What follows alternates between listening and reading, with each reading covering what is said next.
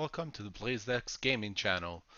Alright, so as promised, I will now talk about the ZDPS Necro build for Rapma runs. You might have seen other ZDPS builds around. If you did, I'm just going to talk over the changes I did to the build directly so you don't have to listen to everything. First of all, I wear 4-piece Pestilence so I don't have to wear Grandeur in my cube, and instead I equip Overwhelming Desire, which increases the damage by 35% while the enemies are charmed, and I have a chance on hit to do so. I also changed some people use this here, the Abavarion Spear of Lycander, to get random shrine effects while in the group. This can help you because you can get some either toughness or some cooldown reduction from having the spear in your cube. My cooldown reduction is at 65%, which is good enough right now, so I don't really need the spear. I pretty much have Land of the Dead up all the time. So instead I put Selenium. Selenium gives me each time I do a critical hit, which I have at 35%, I have a chance to spawn a Elf Globe, which is what the Necromancers need to do more damage. So I really tried to maximize the damage output of my Ratmas with Selenium, getting them more globes, Overwhelming Desire, boosting the damage by 35%, and instead of using the Amulet of Jump Around, since I'm using Nemesis Bracers, the Barb usually use Strong Guards, so he's gonna do the stun effect. And instead of using that amulet, I use the Divu Energy Trap so that my Land of the Dead lasts 25% longer. So or the monsters take triple damage from the Rapma DPS in the group. So for those of you that didn't see another ZDPS build and are looking at mine, basically you need the 4-piece Pestilence set. You want them ancient, and you want the more cooldown reduction you can on your pieces. And after your cooldown reduction, you want toughness. So basically, vitality, armor, life percentage, anything of the sort. Some int cannot. It's not bad. I do need to switch some of my pieces, like this one. I could have life percentage instead of intelligence. On the gloves, I could have armor instead of that crit. So you want to get cooldown reduction on most of your things. You want to get a Lyric Crown so you double the effect of your cooldown reduction gem that you put in it. As I said before, the ZDPS build really relies on cooldown reduction. You need it on all the pieces where you can get it. So I have 8% on my Auxiliary Ring of the Zodiac. You need Zodiac because it's going to reset your cooldown of Land of the Dead when you spam your Death Nova. I'm going to go over the skill right afterwards so that you know everything.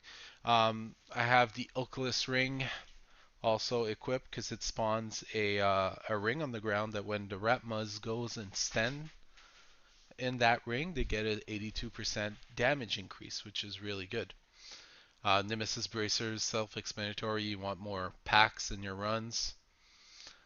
You want Vigilante Belt because it's the only belt that you can get cooldown reduction on, to my knowledge anyways. If somebody knows otherwise, please leave a comment on the video so that everybody can know. You want the Ingwum so that all your skill cooldown comes back faster after killing an elite pack. You have to remember though, with Ingium, if you're getting a yellow pack, if you don't kill all the minions, it doesn't trigger. So you'll get that bonus from the blue packs, but sometimes in Ratma runs, you can't just stay there and wait until the group kills all the pack members of a yellow pack. You want Storm Shield just because it's the shield that's going to give you the most toughness. The reduced damage from melee attacks by 30% is really huge. On your shield, of course, you want to have cooldown reduction. You want Steward Greaves. The Steward Greaves allow you to move faster after using Blood Rush, as you can see. This allows you to move ahead of the group because you're supposed to lead the group in the Retma speed riff setup. You're supposed to lead the group, find packs, stay there, generate globes so that your group can catch up. Watch out while you're in GRFs with a group to not overdo your blood rush. Since you have a lot of cooldown reduction, so I see a lot of ZDPS just spamming blood rush. But if you do, while you're spamming blood rush, you can't cast Devour at the same time because you see there's an actual animation to the blood rush which stops you from casting your Devour. And if you're not casting Devour, you're not spawning health globes for your Ratma DPS to drink up and get essence to cast their mages, which makes them lose all their mages and they have to start building their mages up again, which really slows down the team. So you want to use your Blood Rush once and then run and cast Devour at the same time. You can hotkey your Devour on your numpad. That's what I usually do, so it auto casts it. You just have to make sure to not hold your click button while moving around. You just have to click. In the cube, I'm using, like I said, the Selenium and Overwhelming Desire. I'm using Aquila's Cuirass because you're going to be always max essence or almost. And Aquila's Cuirass will make sure that you don't die with a 50% damage reduction extra on it.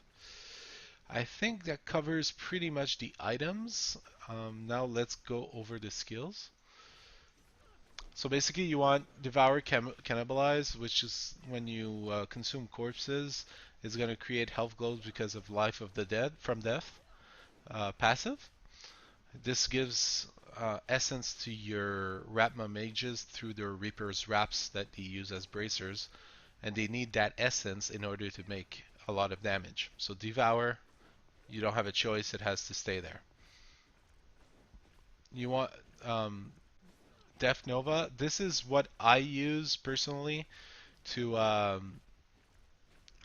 reduce my cooldown of Land of the Dead. There's other choices, but I choose this one because it slows down the enemies and it makes them do 15% less damage while reducing my cooldown on Land of the Dead, and it also hits all the monsters around you and you don't have to aim as some people use Bone Spear. They use the Bone Spear. I believe they use Blighted Marrow, which increases damage for every enemy that it passes through, or they might use. I think that's it. I think they use Blighted Marrow. But like I said, I use Death Nova Blight. I figure that it's a better choice for me. You can use either or if you're not satisfied with that one. Alright, so that covers the first Blood Rush Metabolism because you want that extra charge. Like I said, remember, watch out to not spam it in GRs because you're gonna not be creating health globes and that's gonna slow down your old team. You want Land of the Dead Frozen Land. This has to be up pretty much all the time. That's why you need a lot of cooldown reduction and you need Ingwom. And you want Corpse Lance on your bar. You won't be actually casting your Corpse Lance. Your Devour will cast them because of your Pestilence 2-piece bonus. So it's going to cast Corpse Lance when you want it on your bar anyway, because then you can put the Brittle Touch rune. The Brittle Touch rune will make it so that every time your Corpse Lance lands on a monster, its chance to be critical hit will be increased by 5%. And this stacks. So basically your Ratma DPS will have a lot more damage because all the monsters will have stack crit chance on them. And I use Enforcer as well. This is another skill that I use just to reduce my cooldown with Obsidian Ring of the Zodiac. It doesn't share the global cooldown from Death Nova. So you can basically cast Common Skeleton at the same time you're casting Death Nova, making your Oceanian Ring of the Zodiac proc way faster. You also want a Fuel by Death, which makes you run faster. This is another movement speed buff that you require to stay ahead of your team. As I said, you're supposed to be the guide.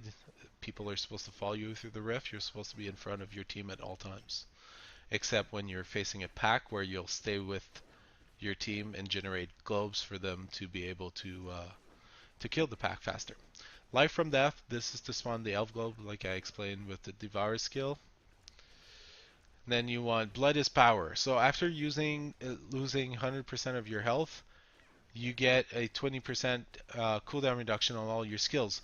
Don't forget, your Blood Rush costs 10% of your health, so every time you cast it, that's 10% gone, plus the monsters hitting you.